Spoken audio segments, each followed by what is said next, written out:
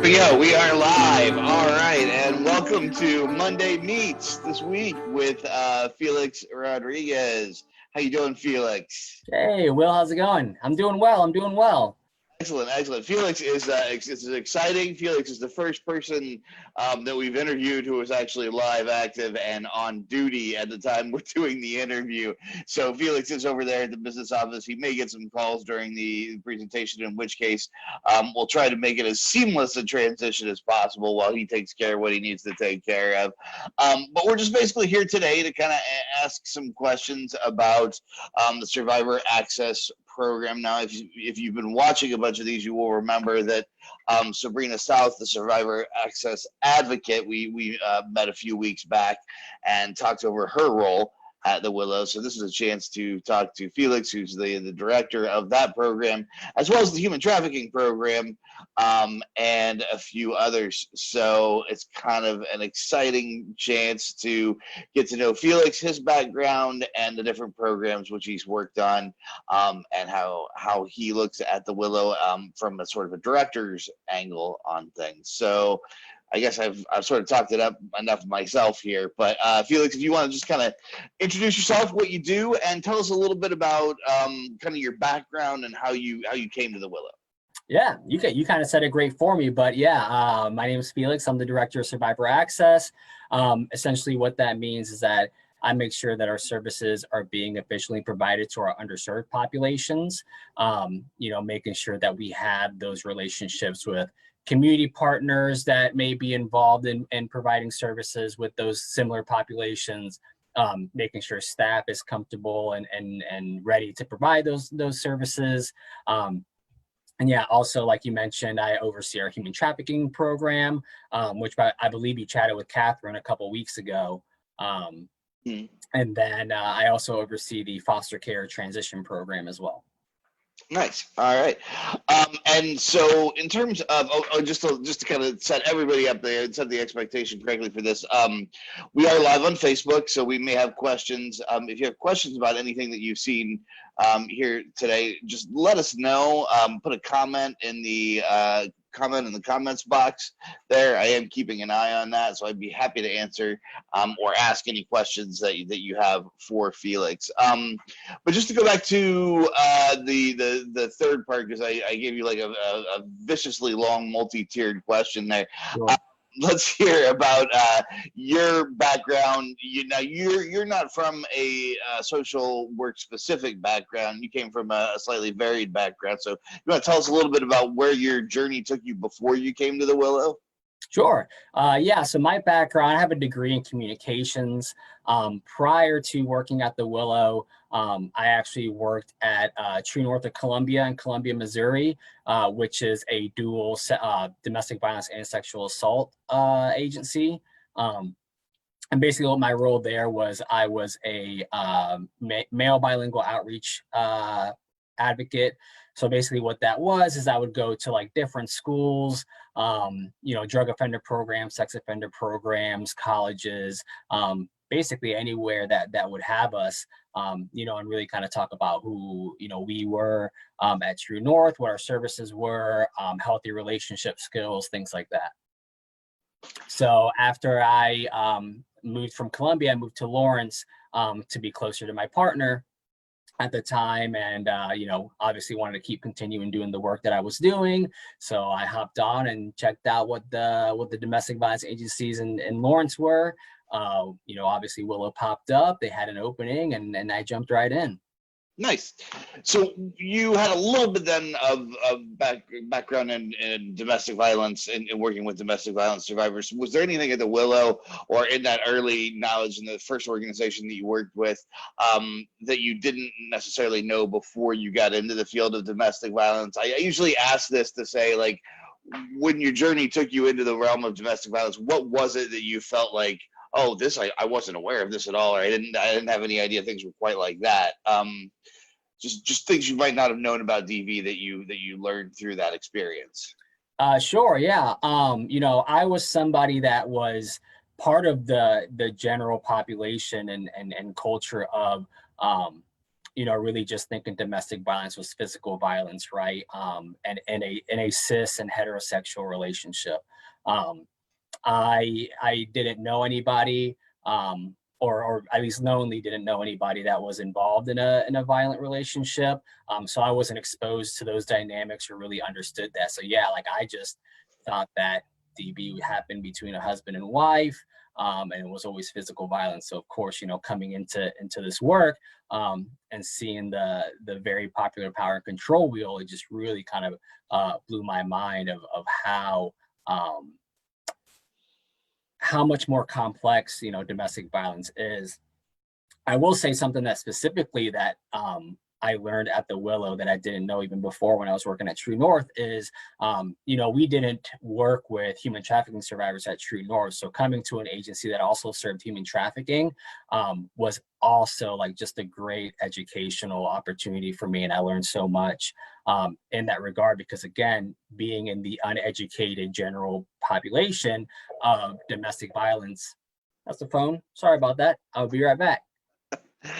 Sounds good. We'll have to wait for just a moment until we hear the answer to that one. But are you back? I think so. Yeah, there's a couple other people floating around, so somebody else might have gotten the door. But yeah, so as I was saying, like I was in that uneducated general population of people that thought human trafficking was kind of an international issue where that was just happening in other countries and not here. And then of course, thinking about all the different ways that human trafficking can look that's not accurately portrayed in media, movies and shows and stuff like that.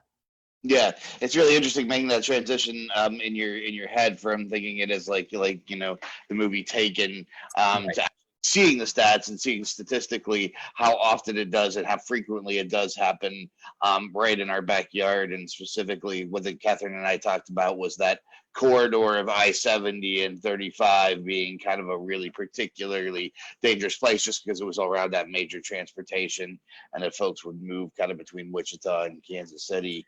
Yeah, anywhere that like brings in a ton of, tourism and events and things like that. Like that was just something that, I never knew of or thought of. And yeah, just pretty wild stuff. Okay, well, can we talk a little bit about the survivor access part of it again as well? How does you kind of stated kind of what it is, and that we're making sure that we're being as accessible to all of our survivors as we can be. I think that has both a theoretical and a policy level, and I think it also has a physical and a practical application level. Like, can you kind of give us an example of how that looks, both in the way that we approach conversations around how we provide services, and also in like physical things that we do at the shelter, or practices that we have in the shelter to help reinforce accessibility for everyone? Yeah, absolutely. Great question. So my program, when Survivor Access started, I was actually on the direct service side of things. I was doing what Sabrina is doing now, holding that position. And really it just took, prior to the Survivor Access program starting, we were just an agency that served women. We did serve trans women, but again, they had to identify as female to receive services. We hadn't served male or any other trans folk or non-binary folk or things like that. So it was really kind of a figuring out like, how can we take the core services that we have and really just adapt them to be able to serve literally just anyone and everyone that has experienced domestic violence, right? So yeah, that took a couple, like, what does our policies look like? What does our screening look like? Because of course, the fear was, if we start accepting men or male identified survivors, we're just going to be letting abusers into our services. And, obviously that's a pretty scary thing. And we don't want to be serving the abusive partner, right? We're focused more on the actual survivors.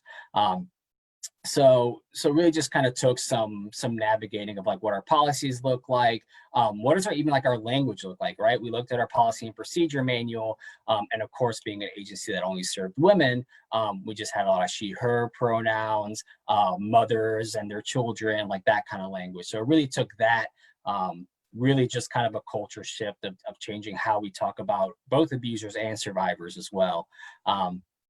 And really also like the outreach as well was another aspect, because part of that other side was not only have we changed our policies to serve more people, does the community know that, right? And the general community still believes that we only serve women.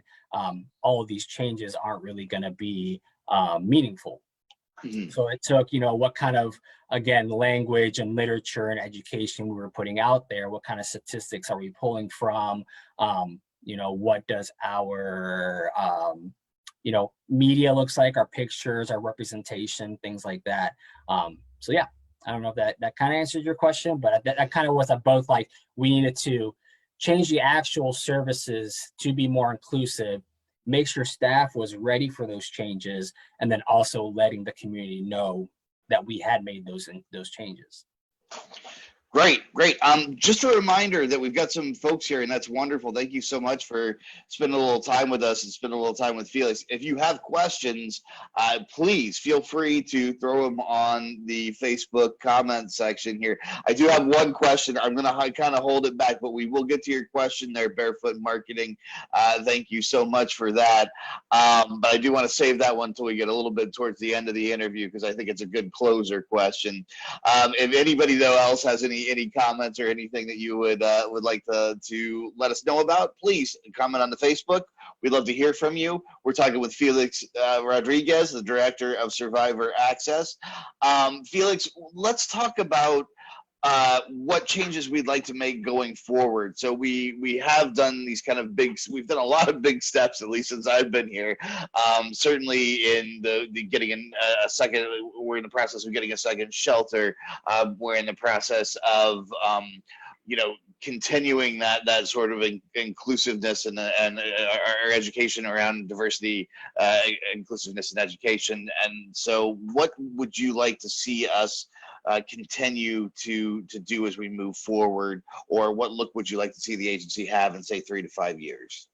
Yeah, I think the Willow has grown so much in my time here.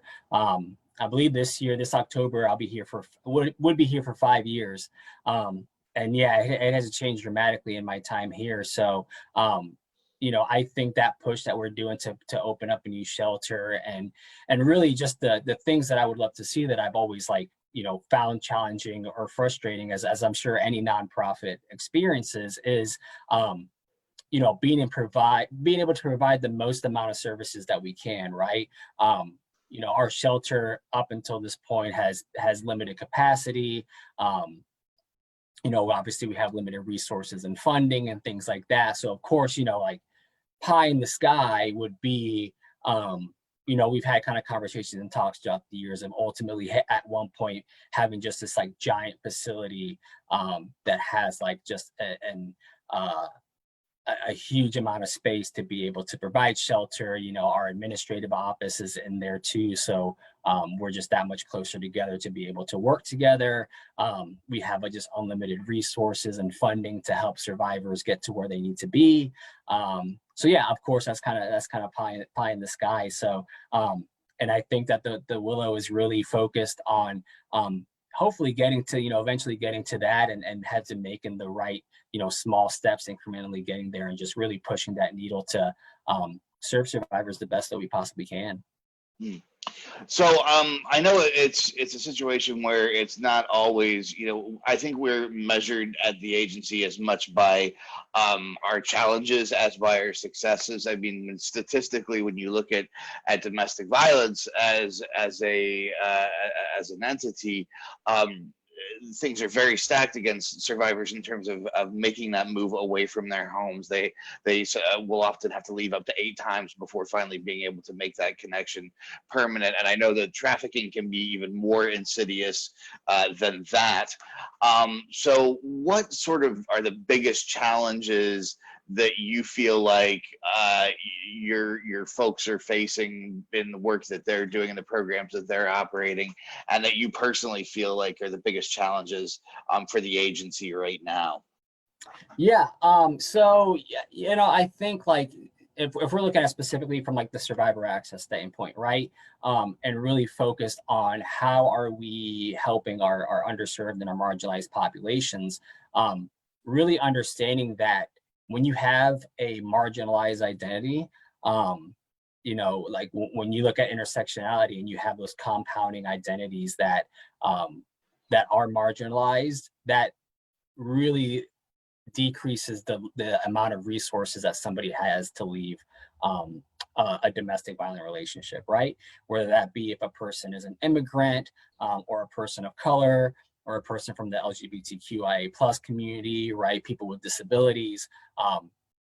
Those type of identities make it that much, because there's just different types of tactics and red flags and an abuser can use depending on what that person's ability is, and identity is. So really that's always been like a big barrier for us, right? Like, because we, even in general, we are always working with survivors that have barriers, which is why they're working with us and help. And our job is to obviously provide that help and navigating those resources to be able to have get to safety. So yeah, so just really recognizing it's always just been a challenge is, we have this kind of baseline level of barriers, but when they have that marginalized, underserved identity, that makes it even that much more difficult. So we have to do a lot more of adapting and navigating of resources to be able to properly help that person.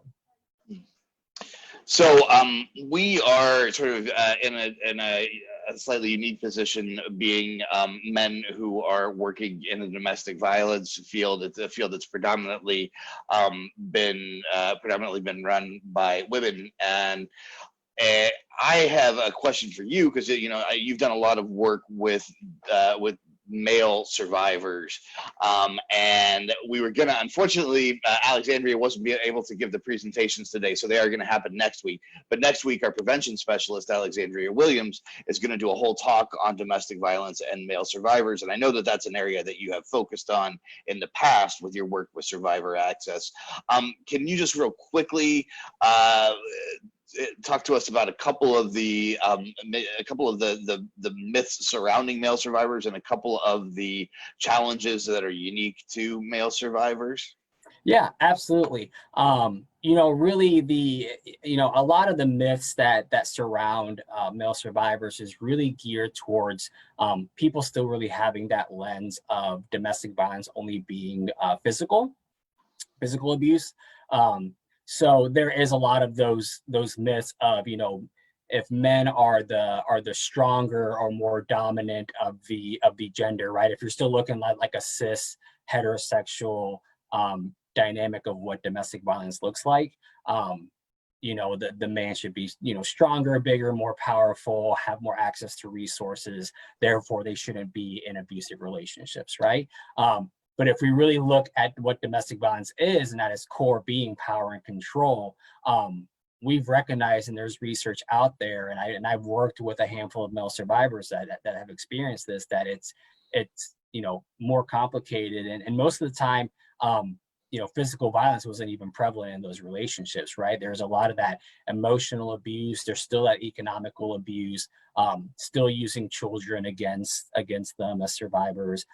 So really all those other aspects that we see, there's still even like sexual manipulation and abuse used against men in domestic violence relationships. So yeah, those other aspects, when you look at it, not just from a physical standpoint, and I've even worked with clients that, like I mentioned, some of them haven't experienced physical violence, but some of them have, because they have been taught, or, and grown up to not resort to violence. So they would just kind of accept and take that physical violence.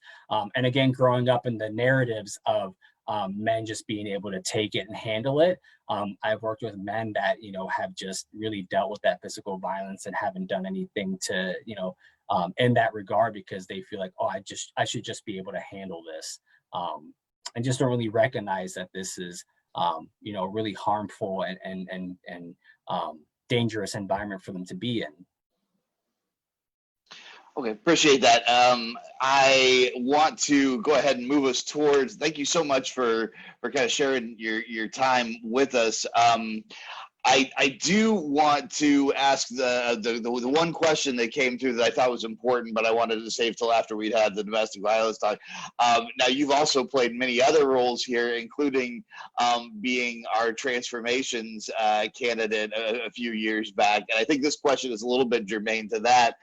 Mandy from Barefoot Marketing wants to know, it says, have we talked about what's going on with Felix's missing beard? You've had a variety of beard looks in your time in the last few years with the Willow, including shaved completely when you did the transformations, but you've had a huge one. So where's your beard game at, and where do you feel like your beard game is going in the sort of next few months?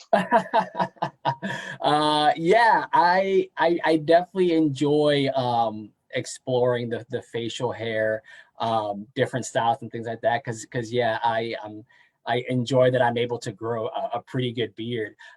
So yeah, about a year ago, I had grown my beard out as long as I possibly could. So it had some, pretty good length to it.